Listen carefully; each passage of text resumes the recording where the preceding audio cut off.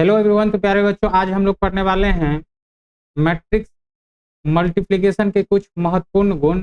यदि आप इस लेक्चर को शुरू से अंत तक देखते हैं तो हम ये 100% इंश्योर करते हैं कि इस टॉपिक का जो हम डिस्कशन करने वाले हैं, अगर इस टॉपिक से रिलेटेड अगर आपके एग्जाम में किसी भी टाइप का क्वेश्चन आता है तो वो क्वेश्चन छूटने वाला नहीं है। चलिए क्लास को एक लाइक के साथ स्टार्ट करते हैं। और हाँ, यदि आप हमारे चैनल पे नए हैं तो चैनल को शेयर और सब्सक्राइब कर लें ताकि इस टाइप का कंटेंट आपको मिलता रहे। तो चलिए प्यारे बच्चों, ध्यान से देखते चलिएगा। आज हम मैट्रिक्स मल्टीप्लिकेशन से रिलेटेड कुछ महत्वपूर्ण कंसेप्ट का डिस्कशन करने वाले हैं। यहाँ पे आपके सामने में दिख रहा होगा कि ये जो आई एन है, जब आप हमारा लेक्चर देखे होंगे पीछे वाला, तो उसमें हम क्या बताए थे कि आइडेंटिटी मैट्रिक्स को हम किस चीज से रिप्रेजेंट करते हैं, आई एन से रिप्रेजेंट करते हैं। यहाँ एन जो है वो किस चीज को रिप्रेजेंट करता है, तो उस आइडेंटिटी मैट्रिक्स के ऑर्डर को रिप्रेजेंट करता है, मतलब कोटि को रिप्रेजेंट करता है। यहाँ देखिए, अगर हम ये आपसे बोलें, ध्यान से देखते चलिएगा,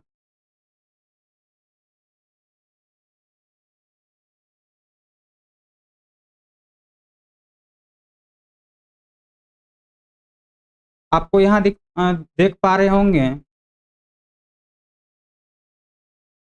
आइडेंटिटी मैट्रिक्स होता क्या है। एक बार हम रिकेप करवा देते हैं ताकि आपको किसी भी टाइप का प्रॉब्लम ना हो। यहाँ देखिए, आप किसी भी डायगोनल मैट्रिक्स को आइडेंटिटी मैट्रिक्स या यूनिट मैट्रिक्स कह सकते हैं। कब? जब डायगोनल एलिमेंट किसके बराबर हो जाए, 1 के बराबर हो जाए। तो यहाँ देखिए, आई एन जो है वो आई एन आपको दिख रहा होगा। अगर हम आई एन इक्वल टू ले लें, I N equal to consider कर लें 1 0 0 0 1 0 0 0 1। ये जो आपको दिख रहा है, इस मैट्रिक्स का ऑर्डर क्या है, 3:3 है। और ये जो आपको मैट्रिक्स दिख रहा है, ये क्या है, डायगोनल मैट्रिक्स है। और इस डायगोनल मैट्रिक्स का खास बात क्या है कि डायगोनल का जो एलिमेंट है ये किसके बराबर है, 1 के बराबर है। इस कारण से इस मैट्रिक्स को हम क्या कहते हैं, आइडेंटिटी मैट्रिक्स या यूनिट मैट्रिक्स कहते हैं। अब यहाँ देखिए, इसका ऑर्डर क्या है, 3 है। यहाँ n into N, n into N का मतलब क्या है, रो। यहाँ 3 × 3 का मतलब क्या है, रो इज टू कॉलम। तो यहाँ रो और कॉलम का संख्या सेम होने के कारण से बस हम यहाँ पे क्या लिख देंगे, n के जगह पे 3 लिख देंगे। यदि हम n के जगह पे 3 लिखते हैं तो आपको समझ में आ जाना चाहिए कि हम आइडेंटिटी मैट्रिक्स का डिस्कशन करने वाले हैं जिसका ऑर्डर क्या है, 3 है। और आइडेंटिटी मैट्रिक्स से यूनिट मैट्रिक्स क्या होता है, हम बता चुके हैं। किसी भी डायगोनल मैट्रिक्स को आप आइडेंटिटी या यूनिट मैट्रिक्स कह सकते हैं जब डायगोनल एलिमेंट्स क्या हो जाए, डायगोनल एलिमेंट जो है, डायगोनल एलिमेंट्स का सारा जो एलिमेंट डायगोनल पे जो सारा का सारा एलिमेंट है उसका वैल्यू किसके बराबर हो जाना चाहिए, 1 के बराबर हो जाना चाहिए। तो यहाँ पे देख पा रहे होंगे कि यहाँ पे भी हम एक आइडेंटिटी मैट्रिक्स कंसीडर किए हैं जिसका ऑर्डर क्या है, 2:2 है। तो क्या कह रहा है, ध्यान से सुनिएगा, ये प्रॉपर्टी क्या कह रहा है, कह रहा है कि यदि किसी मैट्रिक्स में आप आइडेंटिटी मैट्रिक्स से मल्टीप्लाई करते हैं तो मल्टीप्लाई करने के बाद जो आपको मैट्रिक्स मिलेगा वो खुद वही मैट्रिक्स होगा जिसमें आप आइडेंटिटी मैट्रिक्स को मल्टीप्लाई किए थे। मतलब क्या, यदि एक में ए कोई मैट्रिक्स है और उस ए मैट्रिक्स में हम आई एन से मतलब आइडेंटिटी मैट्रिक्स से मल्टीप्लाई कर रहे हैं तो ए इंटू आई एन का जो वैल्यू होगा वो क्या हो जाएगा, ए के बराबर हो जाएगा। किसके बराबर हो जाएगा, ए के बराबर हो जाएगा। या आप एक आइडेंटिटी मैट्रिक्स में यदि किसी मैट्रिक्स ए से मल्टीप्लाई कर रहे हैं तब उस केस में भी उसका वैल्यू किसके बराबर होगा, उस मैट्रिक्स के बराबर ही होगा जिसमें आप आइडेंटिटी मैट्रिक्स से मल्टीप्लाई किए। इसका मतलब क्या कि ए के बराबर होगा। तो इसी चीज को समझाने के लिए हम क्या किए हैं, एक एग्जांपल कंसीडर किए हैं और ए का जो वैल्यू कंसीडर किए हैं वो क्या है, 2 3 5 1। और एक आइडेंटिटी मैट्रिक्स कंसीडर किए हैं वो क्या है, 1 0 0 1। अब यहाँ देखिए, हम इसको चेक करके देखते हैं कि ये जो ऊपर में प्रॉपर्टी लिखा गया है वो सही है या नहीं है। तो इसको अगर आपको चेक करना है तो यहाँ देखिए, हम पहले इस दोनों को चेक कर लेते हैं कि a इंटू आई एन का जो वैल्यू है वो ए के बराबर आता है या नहीं। तो यहाँ देखिए ए जो आपको मैट्रिक्स दे रखा है वो क्या दे रखा है 2 3 5 1 इंटू आई एन का वैल्यू क्या है 1 0 0 1। अब अगर आप इसको मल्टीप्लाई करते हैं तो मल्टीप्लाई करने से पहले हम क्या बताए थे कि किसी भी आप दो मैट्रिक्स को मल्टीप्लाई करना चाहते हैं तो मल्टीप्लाई करने से पहले आप ये देख लीजिए कि बीच वाला संख्या सेम है या नहीं है। बीच वाला संख्या सेम है या नहीं, इसका मतलब क्या है कि आप दोनों मैट्रिक्स का ऑर्डर लिख लीजिए। तो यदि आप इस मैट्रिक्स का ऑर्डर लिखते हैं तो इस मैट्रिक्स का जो ऑर्डर हो जाएगा वो क्या हो जाएगा 2:2 हो जाएगा। मतलब क्या मैट्रिक्स ए का जो ऑर्डर है वो क्या है 2:2 है और आई एन मैट्रिक्स का जो ऑर्डर है वो भी क्या है 2:2 है। इस दोनों को अगर आप साथ में लिखते हैं, क्या करते हैं साथ में लिखते हैं, तो बीच वाला संख्या देखिए सेम आ रहा है।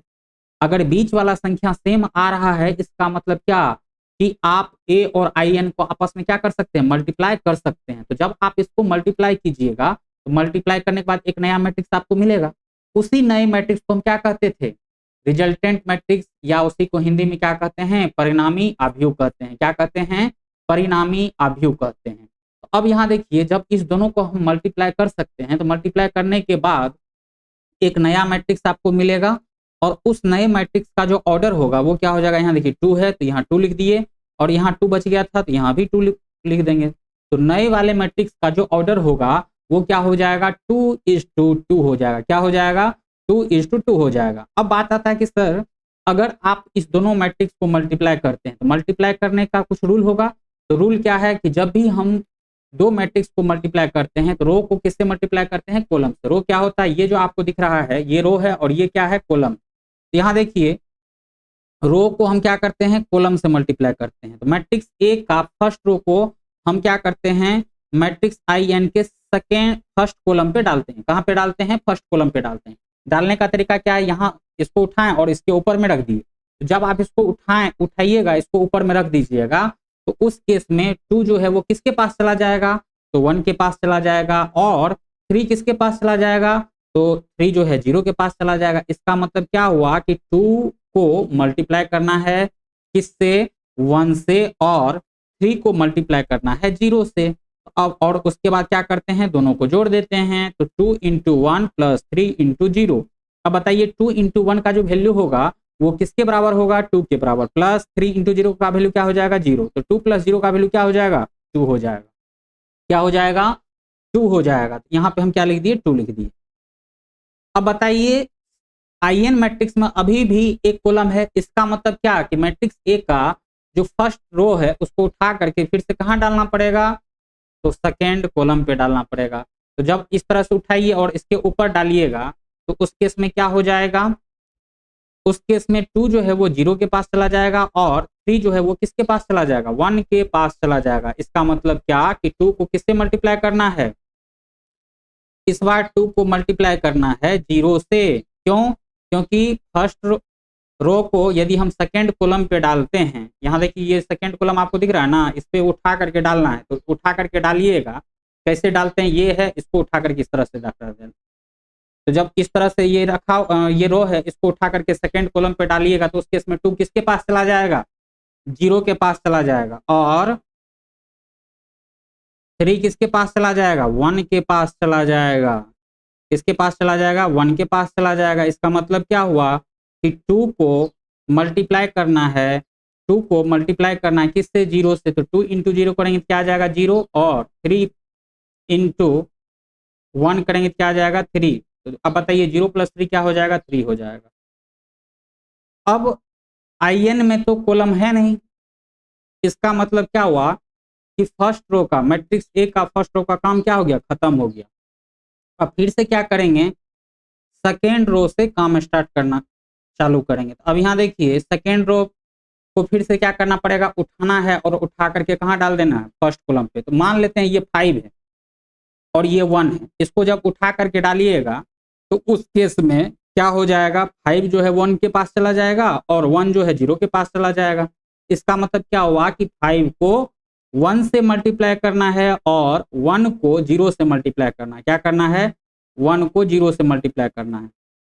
यहाँ देखिए हम एक बार और आपको दिखा रहे हैं। जैसे ये 5 है और ये आपका 1 और 0 है।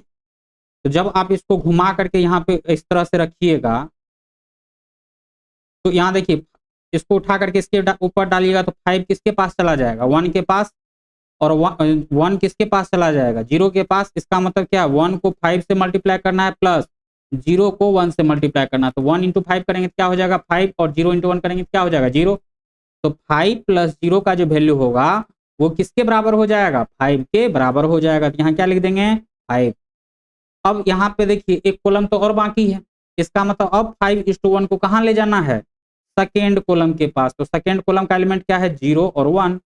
तो जब आप इसके ऊपर में डालिएगा तो फिर 5 किसके पास चला जाएगा, 0 के पास, और 1 किसके पास चला जाएगा, 1 के पास। इसका मतलब क्या है कि 5 को अब मल्टीप्लाई करना है 0 से, और 1 को मल्टीप्लाई करना है 1 से, 1 को मल्टीप्लाई करना है 1 से। अब बताइए 0 इंटू 5 करेंगे तो क्या हो जाएगा 0, और 1 इंटू 1 करेंगे तो क्या आ जाएगा 1। अब बताइए 0 प्लस 1 करेंगे तो क्या आ जाएगा 1 आ जाएगा, क्या आ जाएगा 1 आ जाएगा। यहाँ क्या लिख दिए 1 लिख दिए। अब आप खुद बताइए कि जब हम मैट्रिक्स ए में आइडेंटिटी मैट्रिक्स से मल्टीप्लाई कर रहे हैं, ध्यान क्या रखना है कि जिस आइडेंटिटी मैट्रिक्स से आप मल्टीप्लाई करना चाहते हैं उसका ऑर्डर भी क्या होना चाहिए, इस सेम होना चाहिए। या आप ऐसा कह लें कि इस तरह से होना चाहिए ताकि हम गुना कर पाए। तो गुना करने के लिए बस यही आपको सिंपल चेक करना है कि बीच वाला संख्या क्या होना चाहिए, सेम होना चाहिए। तो जब हम मैट्रिक्स ए में आइडेंटिटी मैट्रिक्स से मल्टीप्लाई कर रहे हैं, तो मल्टीप्लाई करने के बाद जो आपको रिजल्टेंट मैट्रिक्स मिल रहा है वो एक्चुअल में है क्या, मैट्रिक्स ए ही तो है। इसका मतलब क्या कि जिसमें आप आइडेंटिटी मैट्रिक्स से मल्टीप्लाई किए थे, जिसमें आप आइडेंटिटी मैट्रिक्स से मल्टीप्लाई किए थे, मल्टीप्लाई करने के बाद जो वैल्यू आ रहा है, क्या आ रहा है, वही आ रहा है जिसमें आप आइडेंटिटी मैट्रिक्स से मल्टीप्लाई किए थे। फिर से हम बता रहे हैं, ध्यान से सुनिएगा, हम क्या कर रहे हैं कि जिस मैट्रिक्स में आप आइडेंटिटी मैट्रिक्स से मल्टीप्लाई कर रहे हैं, तो मल्टीप्लाई करने के बाद जो आपको रिजल्टेंट मैट्रिक्स मिलेगा वो वही मैट्रिक्स होगा जिसमें आप आइडेंटिटी मैट्रिक्स से मल्टीप्लाई किए थे। अब बताइए आइडेंटिटी मैट्रिक्स से आप मल्टीप्लाई किस में किए थे, तो ए में किए थे, तो ए ही मिल रहा है आपको रिजल्टेंट मैट्रिक्स, क्या मिल रहा है, ए ही मिल रहा है। तो यहाँ पे हम क्या देख पा रहे हैं कि a इंटू आई एन का जो वैल्यू है वो किसके बराबर आता है, a के बराबर आता है। अब इसका उल्टा हम एक बार चेक कर लेते हैं कि आई एन इंटू ए करेंगे तो क्या ये a के बराबर आएगा। इसको अगर आपको देखना है तो देखिए हम आपको फिर से दिखा रहे हैं। अब मेरा टारगेट क्या है कि चेक क्या करना है कि आई एन इंटू ए का वैल्यू क्या a के बराबर है। यदि a के बराबर हुआ तब हम क्या कह सकते हैं कि जो हम लिखे हैं प्रॉपर्टी वो सही है, अदरवाइज क्या हो जाएगा, गलत हो जाएगा। यहाँ देखिए आई एन है, क्या है, आई एन इंटू ए का वैल्यू किसके बराबर होना चाहिए, ए के बराबर होना चाहिए। अब बताइए आई एन जो आपको दिख रहा है ये क्या है, आई एन का वैल्यू आप क्या कंसीडर किए हैं 1001 इंटू ए का वैल्यू क्या दे रखा है 2351। अब फिर से इस दोनों को आप क्या कर सकते हैं, मल्टीप्लाई कर सकते हैं। क्यों, क्योंकि इसका भी ऑर्डर 2/2 और इसका भी ऑर्डर क्या 2/2, तो बीच वाला संख्या क्या हो गया, सेम हो गया। तो जब बीच वाला संख्या सेम हो गया इसका मतलब क्या, इस दोनों को गुना कर सकते हैं। तो गुना करने के बाद आपको क्या मिलेगा, एक रिजल्टेंट मैट्रिक्स मिलेगा, और उस रिजल्टेंट मैट्रिक्स का मतलब परिणामी आव्यूह का जो ऑर्डर होगा वो होगा 2, और यहाँ क्या बचा 2, तो 2:2। अब इसका एलिमेंट फाइंड आउट करना, तो एलिमेंट फाइंड आउट करने के लिए क्या बताए हैं, रो को कॉलम से गुना करना है। तो जब आप फर्स्ट रो को फर्स्ट कॉलम पे डालिएगा तो 1 किसके पास चला जाएगा, 2 के पास। इसका मतलब 1 को 2 से मल्टीप्लाई करना है, और 0 किसके पास चला जाएगा, 5 के पास। इसका मतलब 0 को 5 से मल्टीप्लाई करना है और दोनों को ऐड कर देना है। अब बताइए 1 इंटू 2 प्लस 0 इंटू 5 करेंगे तो क्या आ जाएगा, 2 आ जाएगा। यहाँ पे हम लिख दिए 2। अब क्या करना है, फर्स्ट रो को फिर से उठा करके कहाँ डालना है, सेकेंड कॉलम पे डालना है। तो जब आप सेकेंड कॉलम पे डालिएगा तो 1 किसके पास चला जाएगा, 3 के पास। इसका मतलब 1 को किससे मल्टीप्लाई करना है, 3 से, और 0 किसके पास चला जाएगा, 1 के पास। इसका मतलब क्या हुआ कि 0 को 1 से मल्टीप्लाई करना है और दोनों को ऐड कर देना है, जोड़ देना है। अब बताइए वो 1 गुना 3 प्लस 0 गुना 1 करेंगे तो क्या आ जाएगा, 3 आ जाएगा। अब यहाँ आई एन में मतलब क्या कि दूसरे वाले जो मैट्रिक्स है उसमें अब रो कॉलम बचा है, नहीं बचा। इसका मतलब क्या कि मैट्रिक्स ए के फर्स्ट रो का काम क्या हो गया, खत्म हो गया। अब हम कहाँ से स्टार्ट करेंगे, तो मैट्रिक्स ए के सेकेंड रो से काम स्टार्ट करेंगे। काम क्या करना है? मल्टीप्लाई करना है। यहाँ देखिए, अब इसको उठा करके यदि आप फर्स्ट कॉलम पे डालते हैं तो 0 किसके पास चला जाएगा? 2 के पास। और 1 किसके पास चला जाएगा? 5 के पास। इसका मतलब ये हुआ कि 0 को 2 से मल्टीप्लाई कीजिए और 1 को 5 से मल्टीप्लाई कीजिए और दोनों को ऐड कर दीजिए। तो 0 इंटू 2 प्लस 1 इंटू 5, तो क्या हो जाएगा? 5 आ जाएगा। अब फिर से सेकेंड रो को, मैट्रिक्स ए के सेकेंड रो को उठा करके कहाँ डालना पड़ेगा? तो आइडेंटिटी मैट्रिक्स के सेकेंड कॉलम पे डालना पड़ेगा। तो जब आप इसको उठा करके डालिएगा तो 0 कहाँ पे चला जाएगा? 3 के पास चला जाएगा। मतलब क्या? ये एक मैट्रिक्स है, इसको उठा करके डालिएगा तो इसके नीचे जो आ जाएगा वो कौन आ जाएगा?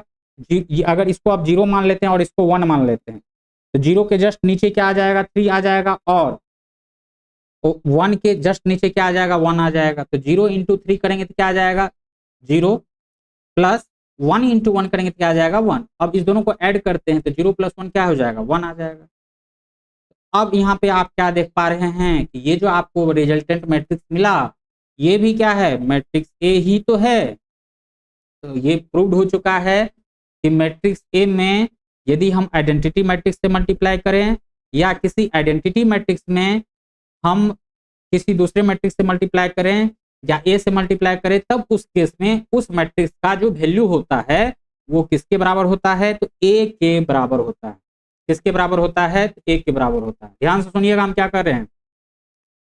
किसी मैट्रिक्स में यदि आप आइडेंटिटी मैट्रिक्स से मल्टीप्लाई करते हैं या आइडेंटिटी मैट्रिक्स में किसी मैट्रिक्स से मल्टीप्लाई करते हैं, ये दोनों का वैल्यू आपस में क्या होगा? बराबर होगा। और वो किसके बराबर होगा? जिसमें आप आइडेंटिटी मैट्रिक्स से मल्टीप्लाई किए, जिसमें आप आइडेंटिटी मैट्रिक्स से मल्टीप्लाई किए। तो यहाँ पे हम क्या देख पा रहे थे कि ए में हम IN से मल्टीप्लाई किए।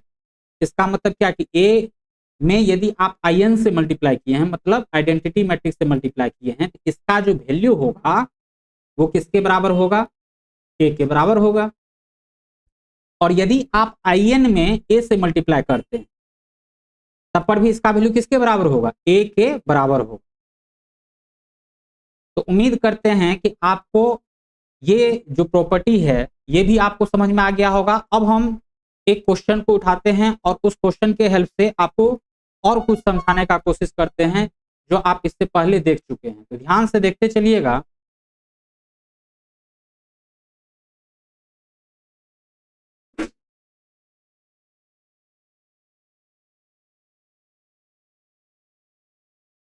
यहाँ पे ध्यान से देखते चलिएगा, एक मैट्रिक्स ए है और दूसरा मैट्रिक्स बी है। और यहाँ पे आपसे पूछा क्या जा रहा है कि आप ये बताइए कि मैट्रिक्स ए इंटू बी का वैल्यू क्या होगा। यदि आपको मैट्रिक्स ए इंटू बी का वैल्यू निकालना है तो सबसे पहले आप क्या कीजिए? मैट्रिक्स ए को लिख लीजिए। तो मैट्रिक्स ए क्या है? 0 -1 0 और 2। बीच में क्या है? गुना का साइन, तो गुना का साइन लिख दिए। इंटू बी, मैट्रिक्स बी क्या है? 3 5 0 0। अब बताइए हम क्या बताए थे? दो मैट्रिक्स का गुणनफल तभी संभव है, दो मैट्रिक्स का गुणनफल तभी संभव है जब दोनों का बीच वाला संख्या क्या हो जाए? सेम हो जाए। बीच वाला संख्या सेम हो जाए इसका मतलब क्या है कि आपको सबसे पहले दोनों मैट्रिक्स का क्या करना पड़ेगा? ऑर्डर फाइंड आउट करना पड़ेगा। यदि आप इस मैट्रिक्स का ऑर्डर फाइंड आउट करते हैं तो क्या हो जाएगा? 2:2। और इस मैट्रिक्स का ऑर्डर फाइंड आउट करते हैं तो क्या हो जाएगा? 2:2। अब बताइए कि बीच वाला नंबर क्या हो गया? सेम हो गया। यदि बीच वाला नंबर सेम हो गया इसका मतलब क्या? इस दो मैट्रिक्स को आप क्या कर सकते हैं? मल्टीप्लाई कर सकते हैं। तो जब आप इसको मल्टीप्लाई कीजिएगा तो मल्टीप्लाई करने के बाद आपको क्या मिलेगा? एक रिजल्टेंट मैट्रिक्स मिलेगा। क्या मिलेगा? एक रिजल्टेंट मैट्रिक्स मिलेगा। और इस रिजल्टेंट मैट्रिक्स का जो ऑर्डर होगा वो क्या हो जाएगा? 2:2 हो जाएगा। अब इसको मल्टीप्लाई करना है तो मल्टीप्लाई करने के लिए हम क्या बताए हैं कि रो को किससे मल्टीप्लाई करते हैं? कॉलम से। तो 0 इंटू 3 करेंगे तो क्या हो जाएगा? 0 इंटू 3 प्लस -1 इंटू 0। अगर इसका आप वैल्यू निकालते हैं तो उस केस में इसका वैल्यू क्या आ जाएगा? 0 आ जाएगा। क्या आ जाएगा? 0 आ जाएगा। अब यदि आप 0 फर्स्ट रो को उठा करके सेकेंड कॉलम पे डालना है तो 0 किसके पास चला जाएगा? 5 के पास। इंटू -1 किसके पास चला जाएगा? 0 के पास। तो इसका भी वैल्यू क्या हो जाएगा? 0 हो जाएगा। तो यहाँ पे क्या हो जाएगा? 0। अब बताइए मैट्रिक्स ए में फर्स्ट रो का क्या हो गया? काम खत्म हो गया। क्यों? क्योंकि मैट्रिक्स बी में अब कॉलम है ही नहीं, क्या है, कॉलम है नहीं है। इसका मतलब क्या है कि मैट्रिक्स ए का काम खत्म हो गया। अब कहां से काम स्टार्ट करना है, मैट्रिक्स बी से स्टार्ट करना है, मैट्रिक्स ए के सेकेंड रो से काम स्टार्ट करना। ध्यान से देखते चलिएगा, ये जो आपको दिख रहा है 0 2, अब इस 0 2 को फिर से उठा करके कहाँ डालना है, फर्स्ट कॉलम पे, मैट्रिक्स बी के फर्स्ट कॉलम पे। तो जब आप फर्स्ट कॉलम पे डालते हैं तो 0 किसके पास चला जाएगा, 3 के पास, और 2 किसके पास चला जाएगा, 0 के पास। इसका मतलब क्या कि 0 को 3 से मल्टीप्लाई करना है और 2 को 0 से मल्टीप्लाई करना है और दोनों को ऐड कर देना। अब बताइए 0 × 3 प्लस 2 × 0 करेंगे तो क्या आ जाएगा, 0 आ जाएगा। अब यहाँ पे देखिए 0 × 2 को अगर आप सेकेंड कॉलम पे डालते हैं, तो जब आप 0 × 2 को सेकेंड कॉलम पे डालते हैं तो उस केस में 0 किसके पास चला जाएगा, 5 के पास, और 2 किसके पास चला जाएगा, 0 के पास। इसका मतलब 0 को 5 से मल्टीप्लाई करना है और 2 को 0 से मल्टीप्लाई करना है, तो फिर इसका भी वैल्यू क्या हो जाएगा, 0 हो जाएगा। क्या हो जाएगा, 0 हो जाएगा। तो आप यहाँ क्या देख पा रहे हैं कि जब हम मैट्रिक्स ए को मैट्रिक्स बी से मल्टीप्लाई किए, तब उस केस में उसका जो आंसर आ रहा है वो क्या आ रहा है, एक नल मैट्रिक्स आ रहा है। क्यों, इसी को हम क्या कहते हैं, जीरो मैट्रिक्स भी कहते हैं। क्यों कहते हैं जीरो मैट्रिक्स, क्योंकि इस मैट्रिक्स का सारा एलिमेंट क्या है, 0 है। मतलब सारा का सारा अवयव क्या हो जाए, किसी भी अवयव को आप शून्य अवयव कह सकते हैं। कब, जब उस अवयव के सारा का सारा अवयव क्या हो जाए, 0 हो जाए। यहाँ पे आपको दिख रहा है ना, सारा का सारा अवयव क्या हो गया, 0 हो गया। तो इसका मतलब क्या कि a × b का वैल्यू यदि नल मैट्रिक्स आ रहा है, तो आपको हम एक प्रॉपर्टी बताए थे, क्या बताए थे कि यदि मैट्रिक्स ए और मैट्रिक्स बी को आप मल्टीप्लाई करते हैं और मल्टीप्लाई करने के बाद यदि उसका वैल्यू एक नल मैट्रिक्स आता है, तो इसका मतलब ये कतई नहीं है कि मैट्रिक्स ए जो होगा नल मैट्रिक्स होगा, या मैट्रिक्स बी जो होगा नल मैट्रिक्स होगा, या दोनों मैट्रिक्स जो होगा नल मैट्रिक्स होगा। उम्मीद करते हैं कि ये आपको क्वेश्चन समझ में आ गया होगा। अब नेक्स्ट क्वेश्चन देखते हैं।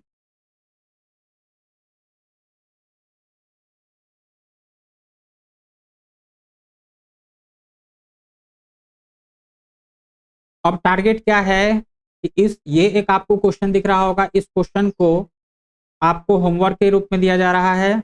आप इसका स्क्रीनशॉट लीजिए और स्क्रीनशॉट लेने के बाद इस क्वेश्चन को आपको क्या करना है, सॉल्व करना है। सॉल्व करने के बाद आपको क्या करना है, फोटो खींचना है, और फोटो खींचने के बाद उस सॉल्व किए हुए क्वेश्चन को आप हमारे टेलीग्राम ग्रुप पे सेंड कर सकते हैं। और यदि आप हमारे टेलीग्राम ग्रुप पे सेंड करते हैं तो हमारी टीम के द्वारा आपके परफॉर्मेंस को चेक किया जाएगा। तो चलिए मिलते हैं नेक्स्ट क्लास में, तब तक के लिए धन्यवाद।